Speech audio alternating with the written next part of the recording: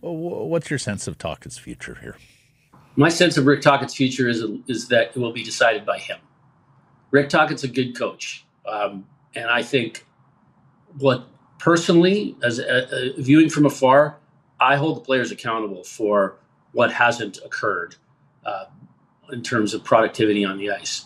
And there's an old expression: you can't make chicken salad out of chicken manure. And not to say that their lineup is that bad, but you lose a player like JT Miller, you replace him with a guy who's closer to a third line center than a second line center. You have all this discord and stuff that we've read about in the dressing room. All that stuff impacts the players. It's got to be deeply frustrating.